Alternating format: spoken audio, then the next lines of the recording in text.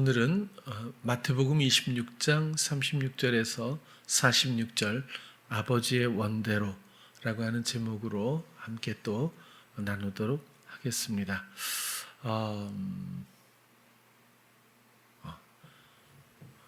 함께 읽을게요. 시작.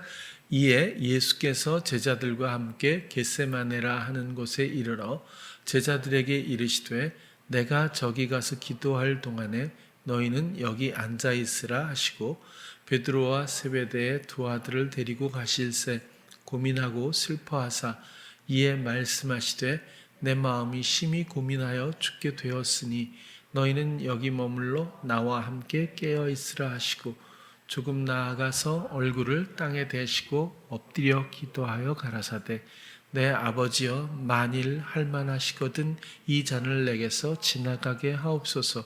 그러나 나의 원대로 마옵시고 아버지의 원대로 하옵소서 하시고 제자들에게 오사 그 자는 것을 보시고 베드로에게 말씀하시되 너희가 나와 함께 한시 동안도 이렇게 깨어 있을 수 없더냐. 시험에 들지 않게 깨어 있어 기도하라. 마음에는 원이로되 육신이 약하도다 하시고 다시 두 번째 나아가 기도하여 가라사대 내 아버지여 만일 내가 마시지 않고는 이 잔이 내게서 지나갈 수 없거든 아버지의 원대로 되기를 원하나이다 하시고 다시 오사 보신즉 저희가 자니 이는 저희 눈이 피곤함 일러라. 또 저희를 두시고 나아가 세 번째 동일한 말씀으로 기도하신 후 이에 제자들에게 오사 이르시되 이제는 자고 쉬라. 보라 때가 가까웠으니 인자가 죄인의 손에 팔리우니라. 일어나라 함께 가자. 보라 나를 파는 자가 가까이 왔느니라. 아멘.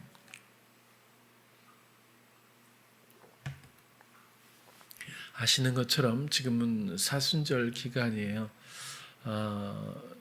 환경적으로 이런 사순절의 절기를 우리가 더 이렇게 지켜갈 수는 없지만 그래도 함께 나누는 이런 복음의 내용이 좀 사순절의 내용에 좀 부합했으면 하는 마음으로 겟세마네 동산에서 하신 예수님의 기도를 오늘 선택을 했습니다.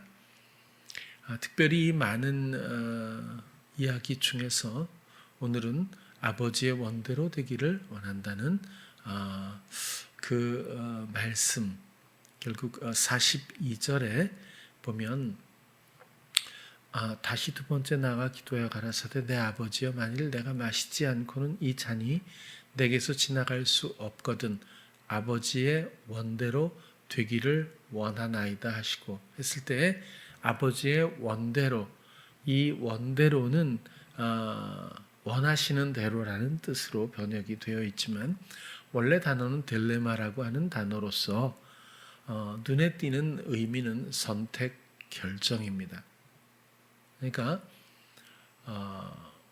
예수님께서 기도하신 내용은 나의 선택은, 나의 마음은 이런 겁니다. 내가 마음에 원하는 것이 이런 것 있지만 당신의 결정대로 되기를 원합니다. 결국 이렇게 된 거예요. 그러면 여기서 한 가지 먼저 우리가 약간 의구심을 갖게 되는 부분도 있다고 생각하는데 그것은 예수님은 우리는 자꾸 완전하다고 그럽니다. 완전하게 그렇게 느끼려고 하죠. 그래서 예수님이 이것 때문에 오셨는데, 그죠? 이것 때문에 오셨는데, 나의 원대로 마옵시고, 이렇게 연약한 모습을 보여가면서까지 아버지의 원대로 되기를 원한다고 3번이나 정말 엄청난 집중력의 그 기도를 하고, 또 예수님이 뭐라 그래요? 심히 고민하여 죽게 되었으니, 이 말은요, 사실 고민한다라는 말은 생각 쪽이잖아요. 그게 아니고, 원래 단어로 보면 이것은 고민하여 죽게 된다. 죽을 지경까지 슬퍼서 이런 뜻입니다. 죽을 만큼 내가 슬프다. 내 마음이 너무 슬프다. 그러니까 마음의 문제인데 이건 마음이 슬프다는 뜻이고 죽을 지경까지라고 이렇게 설명하는 것이 원문에 부합되는 것 같아요. 그러니까 고민한다 이런 뜻이 갈등이란 뜻이 아니라 이 마음이 너무 슬프다는 거예요. 죽을 만큼 슬프다. 그런 거거든요. 예수님은 우리를 대신하셨고, 그리고 대신하시기 위해서 오셨고, 그분은 사람이었습니다. 그리고 이런 데서 오히려 용기를 갖고 아버지의 때가 되었으니 나는 개의치 마시고 아버지 원대로 하시옵소서. 이게 우리가 알고 있는 대장부다운, 남자다운, 또 적어도 예수님다운 이런 발언이 아니겠는가라는 그런 생각을 해볼 수 있다는 거예요. 저는 그런 생각을 한 번쯤 해보게 돼요. 예수님이 왜 이렇게 연약한 모습을 보이실까? 제가 볼 때는 아버지의 결정, 아버지의 선택은 아주 오래전에 이미 모든 인간들 앞에 소멸되었습니다. 아버지의 결정이 소멸되고 빼앗긴 바 된 그 시점이 에덴입니다. 자꾸 에덴 동산에서 뭐 죄를 졌다고 하는데 원죄, 자범죄 이러면서 뭐 도둑질, 뭐 또 거짓말, 뭐 이렇게 뭐 이상한 이기심 이렇게 하면 정말 완전히 다른 설명이 된다고 봐요. 에덴 동산에서는 그런 게 없었어요.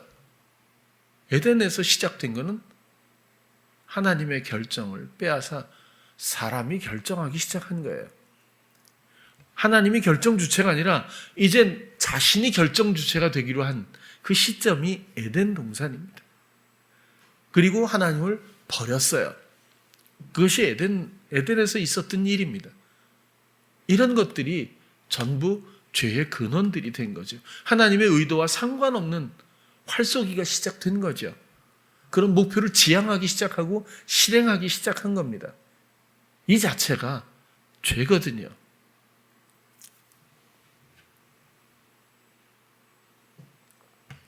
그래서 제 생각엔, 제 해석입니다만 제 마음엔 예수님은 우리를 대신해서 사람 마음에는 사람이 원하는 게 있다는 거예요. 하나님이 원하시고 결정하시는 건 말고 사람은 유전되어 온 내가 결정하고픈, 내가 원하는, 내가 선택하고 싶은 그 무엇이 누구에게나 있다는 겁니다. 그것을 고백하지 않을 수 없고 처음으로 되돌려 드린 거라고 생각하는 거예요. 사람들은 자기가 선택해놓고 하나님께 도움을 구하는 일이 얼마나 많습니까? 이런 것들을 뭐 기복신앙이다 이렇게까지 구태여 분석하거나 설명할 필요 없이 우리의 선택이 아직도 그 골격이, 그 결정 주체의 골격이 그대로 있는 채로 하나님의 뜻, 아버지의 일, 하나님의 영광을 말한다는 것 자체가 모순입니다. 죄인이 의를 말하는 것과 같지 않습니까? 그래서 예수님은 우리를 대신해서 대속하시는 그 제물로서 하나님 앞에 사람의 결정에 대한 고백을 하시고, 그러나 이 사람의 고백, 사람의 결정, 이것을 버립니다. 사랑 때문에, 당신에 대한 신뢰 때문에, 당신의 신실하심 때문에, 살아계신 하나님이신 아버지이시기 때문에 이걸 버릴게요. 그리고 이제는 당신의 결정을 따르겠습니다. 라고 했던 첫 번째이자 유일한 사람입니다. 그래서 사람의 마음을 그대로 그곳에서 열어놓았다고 보는 거예요. 누구나 그랬을 것이니까. 만약에 나는 전혀 그런 게 없습니다. 아버지의 원대로 하시옵소서. 이것은 자칫하면 오만일 수 있거나 아니면 정말 용기 있는 어떤 한 부류의 사람이겠죠. 하나님 앞에 그런 사람이 지금 필요한 게 아닐 거예요.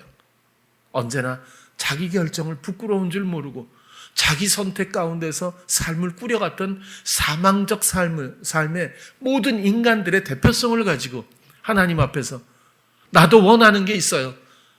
그렇지만 이제 나의 원대로 하지 말고 당신의 선택, 당신의 결정대로 되기를 나도 당신의 결정을 선택합니다. 라고 하는 에덴에서의 무서웠던 그 죄가 이제 정상적인 돌이킴을 갖게 되는 한 장면이 아닐까 그런 생각을 해보게 되는 거예요.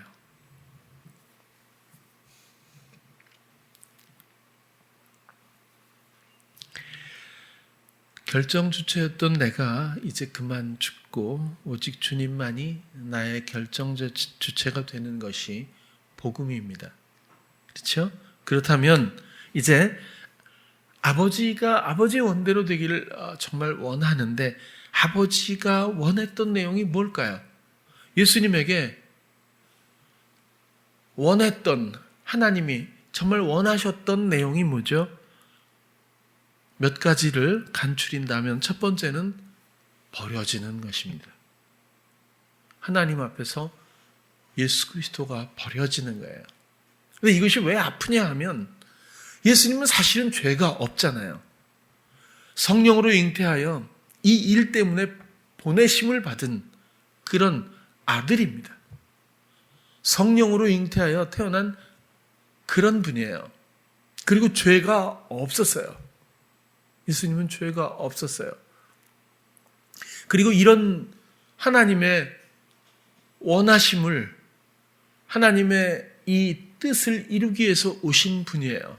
그리고 그 뜻을 이루기 위해서 지금까지 순종했고 사랑해왔어요.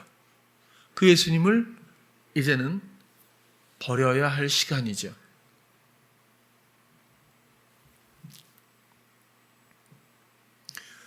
십자가 7원 중에서 아버지여 나를 왜 버리셨나이까 하는 예수님의 그 울부짖으면 고통 때문이 아닙니다.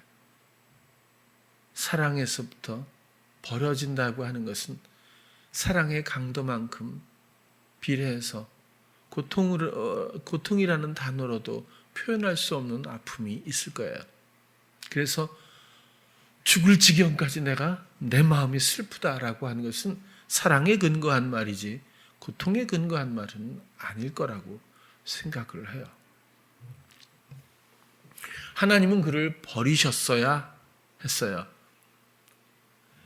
그리고 두 번째로는 사단에게 내어주는 과정입니다.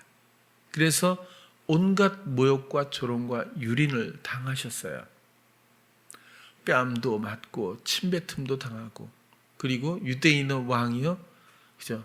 가시로 면류관을 만들어서 머리에 그죠?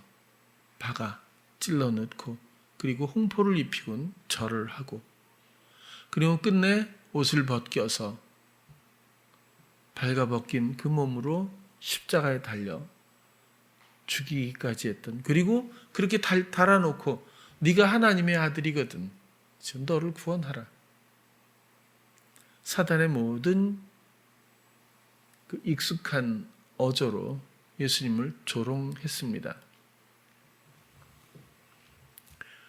이사야는 그렇게 말하죠. 예수님이 당하셨던 모든 이런 조롱과 모욕과 유리는 오직 나 때문이라고. 그가 채찍에 맞음으로 우리가 나음을 얻는 원리가 대속의 내용입니다.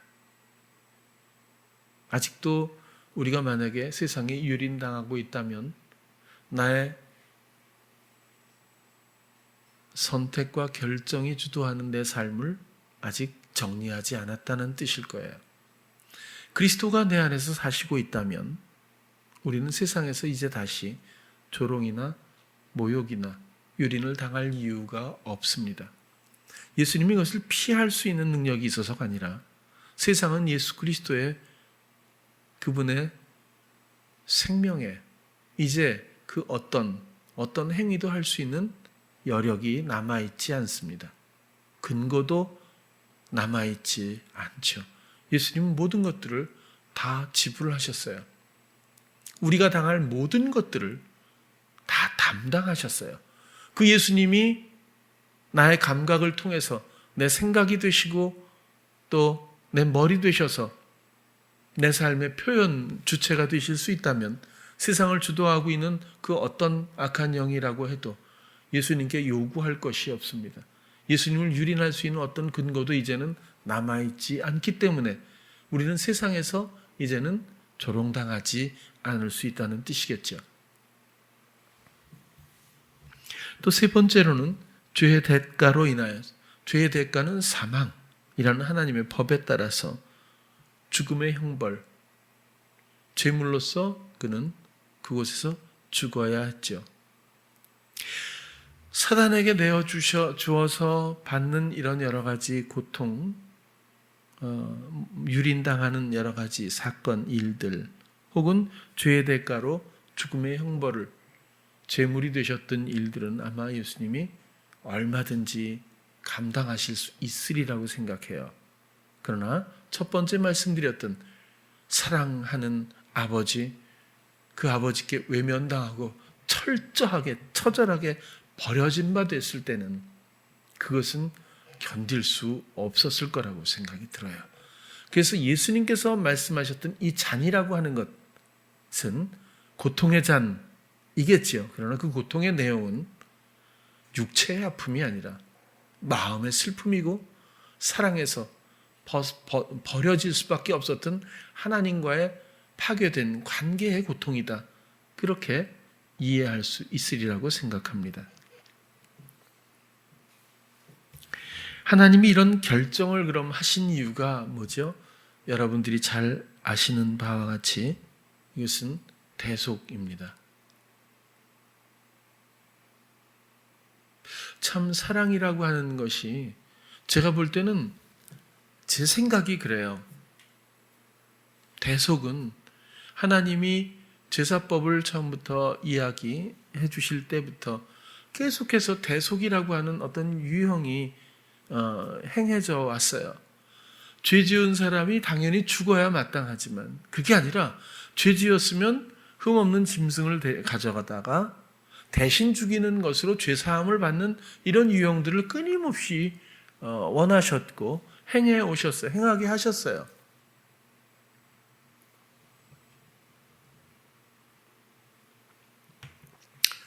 그 제사법에 의해서 예수님이 죽으셨다고 생각을 하긴 해요.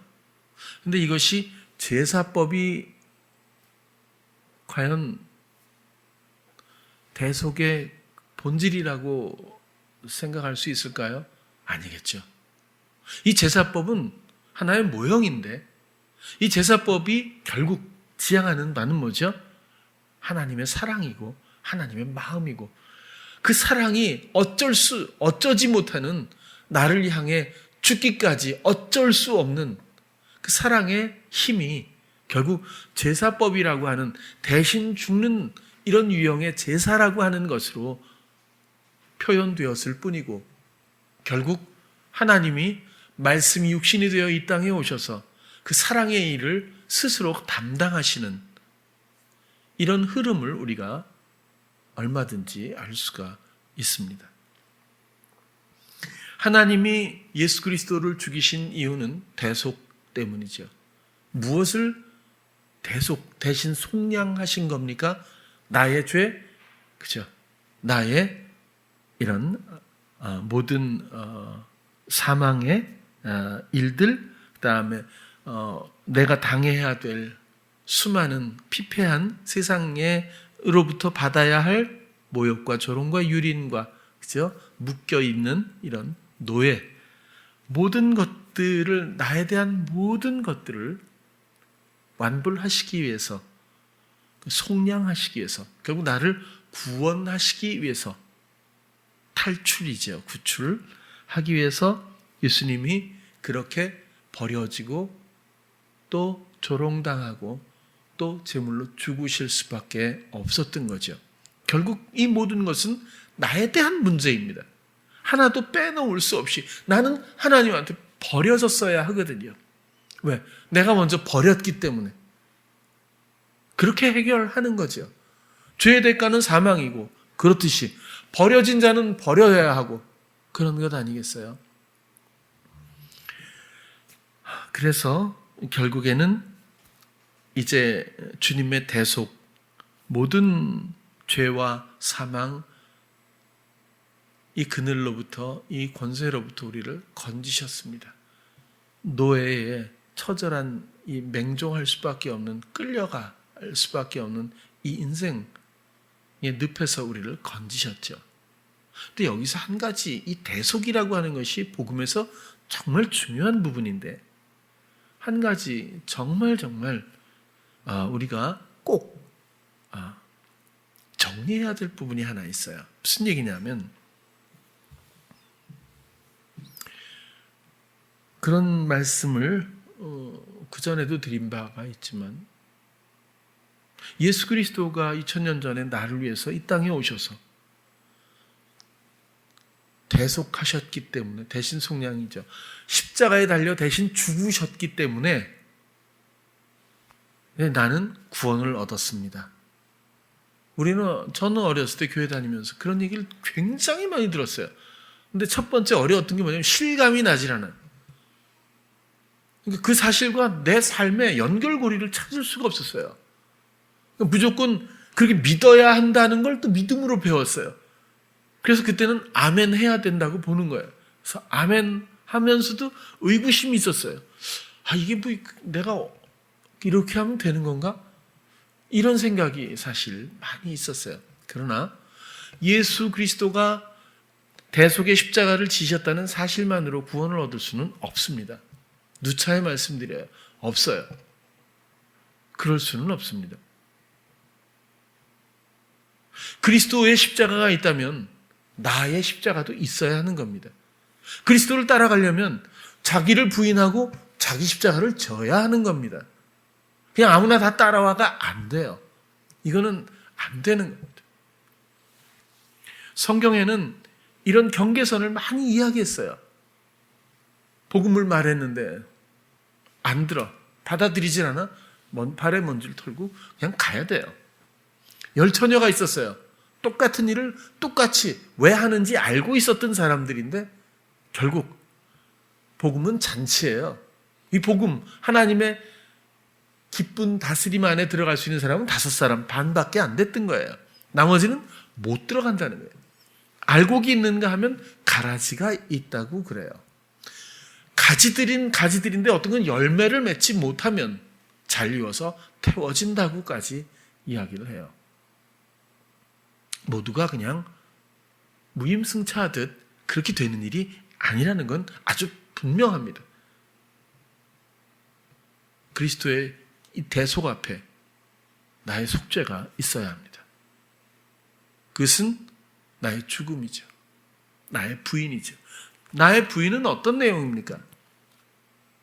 나는 아니야 이렇게 한다고 부인이 되는 것은 아니겠죠.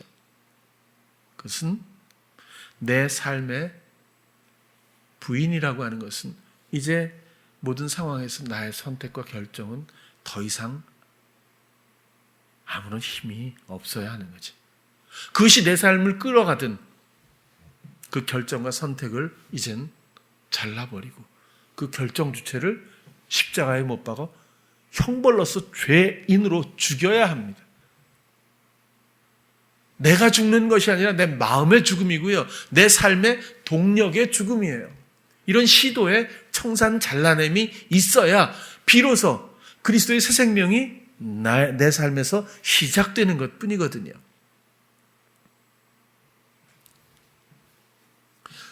참 우리는 모호한 표현들이 많이 있었다고 봐요. 마음은 그렇지 않다고 해도 제가 텔레비전을 보니까 그런 이야기를 하시는 분도 있어요.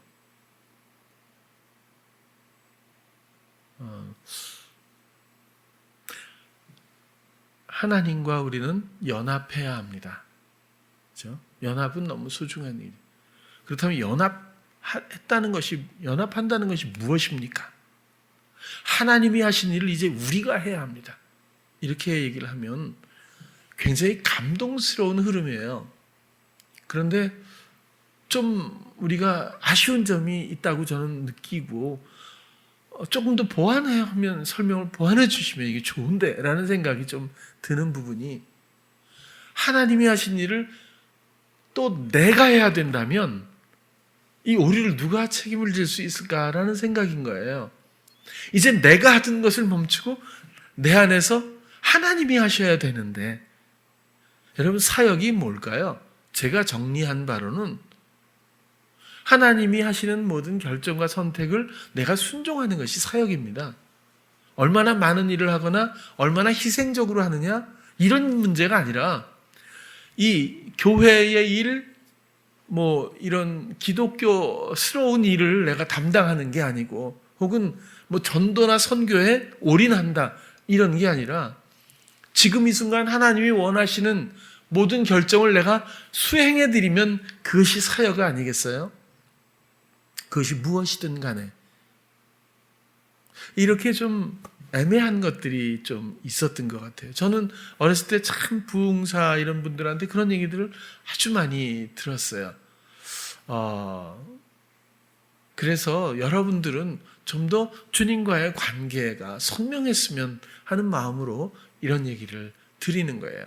분별했으면 해서요. 또 어떤 분은 그런 얘기를 하는 걸 들은 적이 있어요. 예수님은 이 고난 주간에 오셨는데 온전한 떡, 온전한 빵이죠.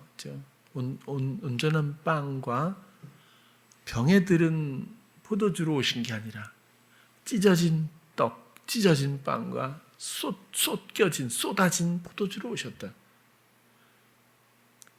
맞죠? 그렇죠? 마음에 감흥이 일어나요. 그런데 그 다음엔 그래서 우리도 세상을 향해 찢어진 빵이 되어야 하고 쏟아진 포도주가 되어야 한다.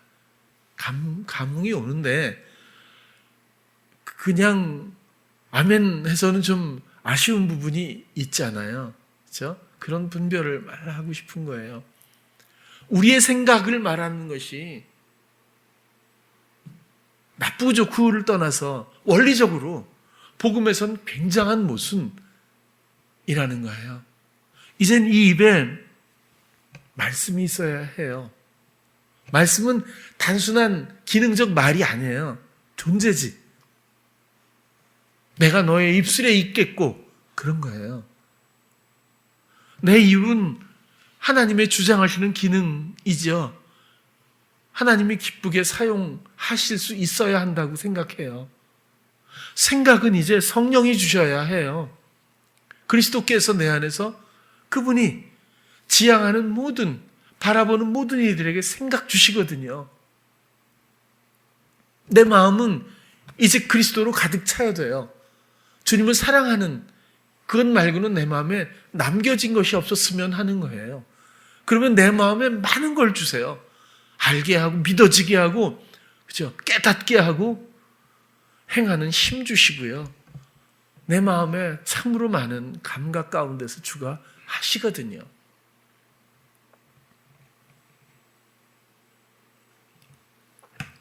이 세상의 진정한 양식은 예수 그리스도밖에 없어요. 진정한 흘리신 보혈은 예수 그리스도밖에 없어요. 근데 내가 어떻게 영의 양식이 되고 내가 어떻게 생명을 살리는 참된 음료가 될 수 있겠어요? 헌신의 차원에서는 그렇게 표현할 수도 있을 거예요. 그러나 그리고 또 통로라는 차원에서도 그렇게 혹시 표현할 수는 있을는지는 모르지만 모든 이들의 유일한 양식은 예수 그리스도밖에 없겠죠. 우리는 오직 통로 되는 거죠. 우리는 그래서 제가 왜 이런 얘기를 하냐면 다른 분에게 들었던 얘기를 이렇게 하냐면 주체라는 개념 때문에 그런 거예요. 제발 우리가 주체가 이제 아니었으면 좋겠는데 자꾸만 은혜를 받고도 또 우리가 주체가 될 수밖에 없는 이야기로 오해가 될까 봐. 그래서 한번 자꾸 제가 흥분하면 안 되는데 여러분들을 향해서 좀 이렇게 한번 또 표현을 해보는 거예요. 이해해 주셨으면 좋겠고요.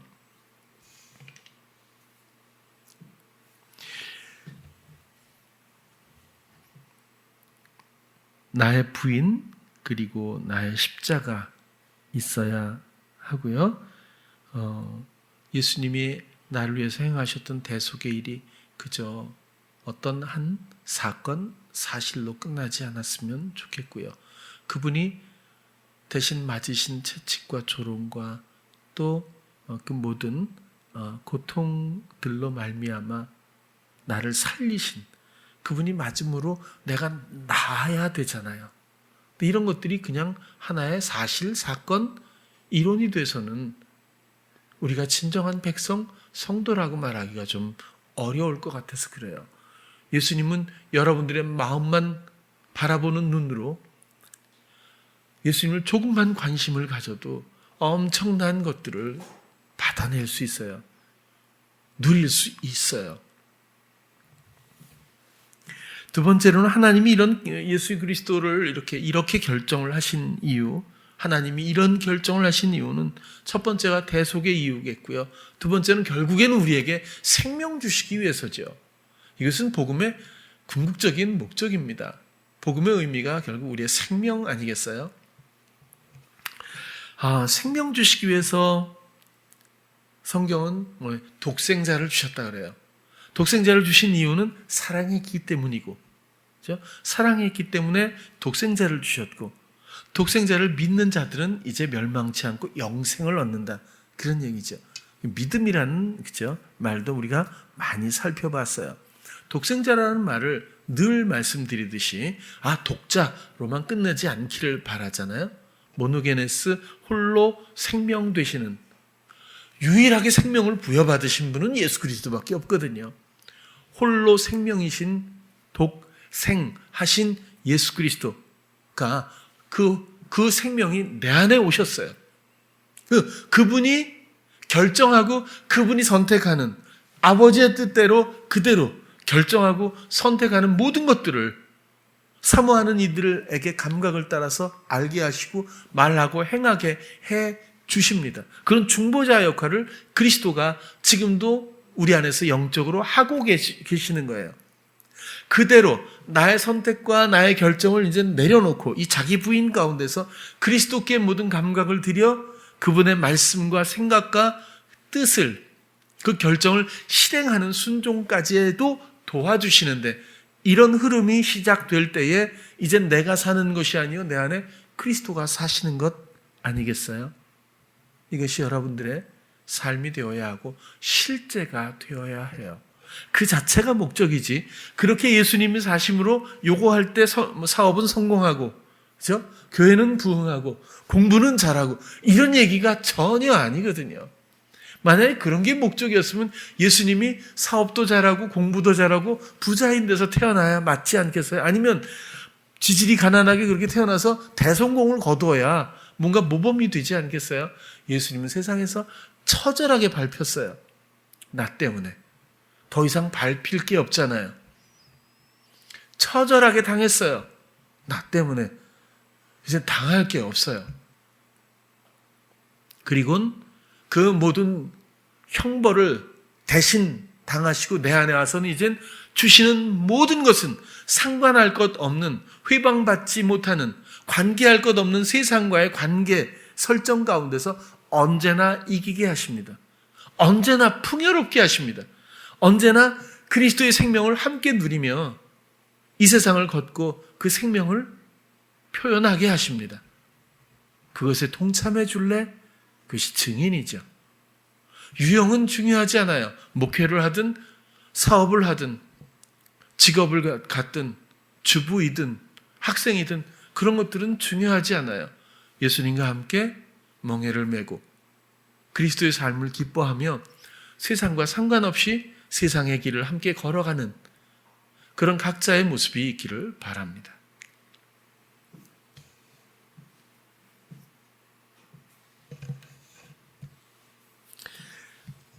아까도 말씀드렸지만 저도 오늘 집을 나오고 오늘도 아침에 일어나서 우리에게 회방은 있어요. 회방은 많아요. 저만큼 많은 사람은 좀 없을 것 같긴 한데 회방은 정말 많아요. 근데 견딜 만큼 주시는 거예요. 헬스하다 죽은 사람 있어요? 그럴 수도 있겠지. 고혈압 등이지. 근데 그런 건 아니에요. 헬스는 죽이기 위해서 하는 거 아니잖아요. 강해지기 위해서죠. 하나님의 훈련의 목적도 똑같아요. 헬스를 저처럼 끊어놓고 윤수는 계속 나갔지만 저는 이틀인가 사흘 나가고 안 나갔잖아요. 그러니까 몸이 안 좋잖아요. 윤수는 근수란다. 왜 근수라 그랬지? 윤수의 몸무게 때문에 그랬나? 근수. 윤수는 많이 이렇게 슬림해지고 몸이 건강해졌을 거예요. 저하고 아무튼 만나서 뭐든지 목적이 있지 않겠어요? 회방도 허용하시는 목적이 있습니다. 두렵고 어렵다는 생각하지 말고 반대편을 보세요. 주님을 바라보시면 정말 그곳에 유익이 있어요. 여러분들은 결격사유들이 전부 있습니다. 안 그런 사람이 있을까요? 이건 누구나 있어요. 그걸 약점으로 생각하지 마세요. 반대편을 보십시오.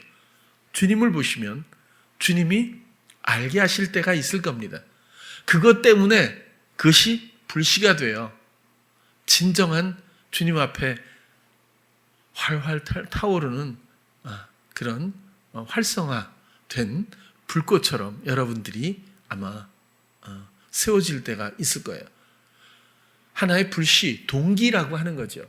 주님을 찾을 수밖에 없는, 의지할 수밖에 없는 어떤 작은 동기에서 주님께 의뢰하고 주님을 맛보기 시작하면 그 영혼이 깨어나기 시작하고 그것에 대한 선호도가 커지겠죠. 또 기대감도 있을 거고 이런 것들이 선순환이 되기 시작하면서 믿음으로 말미암아 믿음에 이를 수 있어요.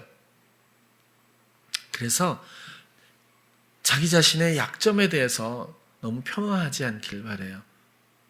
그리고 회방들이 오면 기대하세요. 그리고 그 길로 인도를 받으셔야 돼요. 주저앉으면 아무것도 안 되겠죠. 그래서 오늘도 아침에 일어나면 그래요.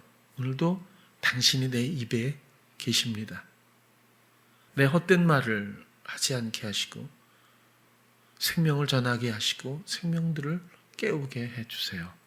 그렇게 말하죠. 그 생각이 떠오를 때도 무슨 생각이죠? 이거 아니고요. 무슨 말을 하죠? 이게 아니라 내 마음이 진실되게 주님께 관심을 갖고 있고 그분이 모든 걸 다스리고 나를 다스리고 나를 통해서 하실 일들이 당장 눈앞에서는 이건 이상한데 이렇게 되면 잘못되는 것 아닌가? 이런 의구심마저도 다 잘라버리고 오직 주님에 대한 순결한 사랑과 믿음만을 가지고 상황을 함께 걷다 보면 다 알게 하시고 다 생각나게 하시고 다 이끌어 주셔서 때를 따라 돕는 은혜 그런 열매를 틀림없이 맛보게 하셔요. 나를 위해서 그러시겠지만 그런 것들을 만날 때마다 우리 주님이 우리 하나님이 얼마나 신실하시고 얼마나 풍요롭고 아름다운 분인지를 알게 되어서 더 사랑하게 되고 더 의뢰하게 되겠죠. 주님과의 이런 관계가 여러분들에게 정말 돈독하고 충만하기를 바랍니다. 성경에는 주님과 그래서 우리의 연합관계를 많이 표현했어요. 그리스도 안에. 이거 바울이 서신에요. 167회인가를 썼어요. 그리스도 안에. 이 말이 얼마나 중요하면 이 서신서에 그렇게 많이 그리스도 안에, 그리스도 안에, 그리스도 안에, 그리스도 안에. 바울이 이런 복음에 정말 정수와 같은 이 원리들에서 특별히 이 단어를 참으로 많이 사용했던 것 같아요. 또 열매, 이거 얼마나 멋진 말입니까? 스스로를 하나님 앞에 산제물로 내어드린 사람. 그렇지 않아요? 참 이건 뭐죠? 이제 에덴에서 시작했던 나의 속성, 내가 결정하고 생각하고 내 원대로 하는 이 모든 죄성들에 대해서 산제물로 죽음을 선택한 거죠. 이제는 이 모든 것들을 내 마음에서 모든 근거들을 잘라버립니다. 그런 거겠죠. 그것 말고도 포도나무의 가지, 멍에, 그다음에 선한 목자, 너무너무 많아요. 그죠? 많죠? 이런 것들이 당연히 이해가 되고, 그죠? 그리고, 당연히 나에게 이미 성립된 하나님의 소중한 은혜라고 하는 것을 스스로 자인했으면 좋겠어요. 하나님은 정말 살아계시고 꼭 교회를 다니지 않아도 어떤 영혼의 작은 부르짖음, 의뢰도 기뻐하심으로 응답하시고, 그리고 모든 영혼들을 기다리시고 모든 영혼들의 생명을 위해서 하나님은 지금도 일하고 계시다고 생각 들어요. 오직 중보자 되신 예수 그리스도와 함께 모든 시간과 상황들을 맞이하며 여행하듯 걸으며 그리스도의 삶을 함께 살아갈 수 있었으면 좋겠어요. 제가 텔레비전을 보니까 이만갑이라고 하는 거 있잖아요. 이제 뭐 만나러 갑니다인가요? 그런데 그 탈북민들이 주로 나와서 이야기를 하는데, 항상 그렇지만 저는 워낙 채널이 많아갖고요, 이걸 다 궁금하니까 한번 쫙 돌려보고 두 번째 돌리면서 선택하다 보니까 중간에 보게 되는데, 본 분도 있는지 모르겠어요. 근데 중간에 보니까 탈북민 중에 특수부대 요원이 있었더라고요. 근데 이 사람이 탈북하다 걸려갖고 잡혔대요. 그래서 최악의 수용소에 갔다고 그래요. 북한에서도 정말 최악의 수용소라고 그러더라고요.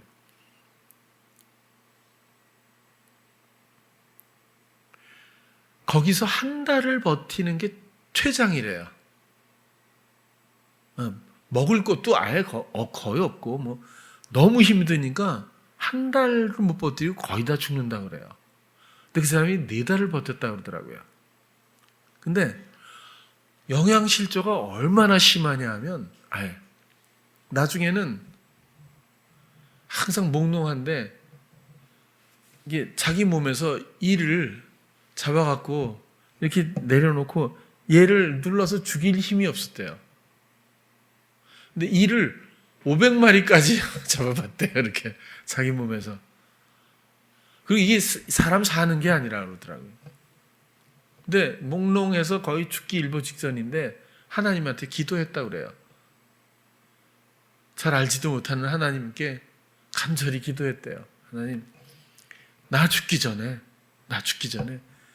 정말 밥하고, 밥 이만큼, 감자가 주로 반찬이었던가 봐요. 감자 이만큼, 배 터지게, 김치하고 배 터지게 한번 먹고 나 죽었으면 좋겠어요. 기도했대요. 정신이 몽롱한데 어느 날 그 나오라고 그래갖고 갔더니 식당을 데려가더래요. 그래서 식당에 들어갔더니 거기 식당에서 일하시는 아주머니가 먹으라고. 그 보니까 밥이 이만큼, 감자가 이만큼, 김치가 이만큼이라는 거예요.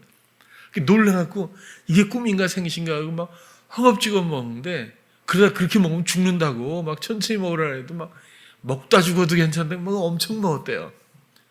근데 그날 하루만 그랬겠어요? 매일 그렇게 먹었대요. 그때부터 나올 때까지 매일 그렇게 먹었대요. 그렇게 먹지 않았으면 힘이 없어서 못 나왔다고 그러더라고요. 근데 나오고 그래 물어봤대. 이게 도대체 누가 날 이렇게 주는 거냐 이거. 그랬더니 같이 수용소에 들어왔던 사람이 있었는데 굉장히 고위직이었다고 그래요. 그 사람은 영향력이 있는 사람이었는데 어쨌든 들어왔다가 그 사람은 풀려났대요. 다행스럽게 뭐가 좀 잘 풀렸는지. 근데 그 사람이 보면서 너무 불쌍해, 자기를 특별히 불쌍히 여겨갖고 주소를 줬대요. 주면서 너 혹시 나오면 날 찾아와라. 이 주소를 주고 갔는데 그 사람이 가면서 사식을 넣어주라고 돈을 해가지고 걔 좀 사식을 넣어주라고 해가지고 계속 먹이라고 돈을 보내줬다는 거예요. 알지도 못하고 계속 먹고 해가지고 체력이 많이 이제 돌아왔는데, 북한에서는 비가 한번 오면 한 5분 오고 싹 안 오고 그런데요. 근데 어느 날 바깥에 나갔는데 비가 막 엄청나게 쏟아지는 날이었대요. 근데 그런 날은 사람들이 나오지도 않고 아예 뭐 이렇게 하지도 않는데요. 비 올 때는. 근데 아무튼 갔는데 화장실을 간다고 이제 갔는데 화장실 바깥에서 이제 이렇게 기다리고 있겠지, 지키고. 근데 비가 넘어오니까 이제 좀 유심히 살피지 않고 이렇게 떨어져 있었는지 뭘 했는지 방심을 많이 했던 것 같아요. 근데 화장실에 들어갔을 때 버뜩 생각이 나더래요. 오늘이 기회다. 오늘이 아니면 난 여기서 죽는다. 그래갖고 푸세식이잖아요. 근데 그 밑으로 해서 이렇게 화장실이 쭉 연결돼서 뒤에 푸는 데가 또 따로 해서 글로 나갈 수가 있다. 뭐 그렇게 돼 있다고 그래요. 그래갖고 정말 강하게 그런 의지가 생각이 나가지고 그냥 밑으로 내려갔다고. 그래갖고 여기까지 쳐들어요. 근데 그런 거는 진짜 그 사람이 그래요. 먹으라도 다 먹어서 자기 탈출할 수 있으면 자기 먹겠다. 그럴 정도였다는 거예요. 그리고선 거길 해집고 해가지고 들여서 비가 그날따라 그치질 않고 어마어마하게 계속 왔대요. 그래서 다 씻겨 내려갔다고는 본인은 그렇게 얘기를 하더라고요. 그렇게 하고 정말 끝까지 엄청나게 뛰었다고 그래요. 그래서 도망가고 진짜 그렇게 해가지고 결국에는 그 주소를 찾아 갔대요. 그 사람이 놀래가지고 그 사람을 어디다 숨겨서 몇 개월 동안 밥을 조용히 주고 그래서 완전히 어떤 은밀한 곳에 숨겨서 완전히 잠잠해질 때까지 있다가 결국에는 중국으로 보낸 것 같아요. 해서 탈북을 해서 이만갑에서 그 얘기를 하더라고요. 하나님 얘기를 하는데 참 마음이 너무 좋았었어요. 진짜 상상할 수 없는 일이잖아요. 그렇죠? 그리고 당연히 죽을 수밖에 없는 그런 절대절명의 위기 가운데서 저는 하나님이 사람의 마음을 움직여서 그렇게 그 사람을 도왔다고 당연히 생각을 해요. 하나님은 모든 사람들의 진실한 마음을 기다립니다. 이미 버림받은 하나님이 그리스도를 대신 이제 사람을 버림으로 말미암아 모든 관계가 회복되었죠. 이젠 우리 마음이 돌아가기만 하면 이제 나의 어리석은 선택과 결정을 내려놓고 그걸 유지하던 삶들을 포기하고 하나님의 결정과 선택을 기뻐하는 그리스도에 힘입어 오직 그리스도를 기대하고 함께 걸어갈 수 있다면 우리는 회복된 하나님의 자녀, 새로운 재창조된 그렇죠? 피조물, 새로운 생명의 진정한 성도. 이것이 주님의 생명이군요. 이것이 주님이 사시는 거군요. 이것이 주님의 사시는 모습이군요. 이것이 당신의 뜻이고 마음이군요. 주님과의 아내와 같은 마음을 가지고 사랑 속에서 함께 남은 시간들을 걸으며 복음의 일들을 증거할 수 있으리라고 생각해요. 이 사순절의 기간, 이 동안에 여러분들 그저 고민하고 혹은 우울해하고 슬퍼하고 슬픔에 동참하고 이런 게 아니라 나를 위해 기도하신 겟세마네 그곳에서 기도하신 예수 그리스도의 기도 안에 담긴 이런 몇 가지 일들 함께 나누고 또 그분이 날 위해서 하신 모든 일들을 정말 기뻐하며 내 마음에 온전히 수용했으면 좋겠어요. 그리고 내 삶에 이젠 단절 가운데 청산 가운데 그리스도의 사심만이 충만하고 살아계신 하나님의 놀라운 일들을 우리의 의뢰함 가운데서 맛보고 누릴 수 있는 우리 사랑하는 성도님들 되시기를 축원합니다. 기도하겠습니다.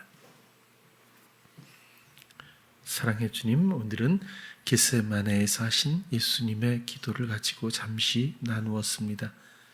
우리의 무지함과 어리석음과 또 맹종하는 우리의 노예 근성에 익숙해져 버린 삶을 이제 모든 것들을 분별하고 내려놓습니다.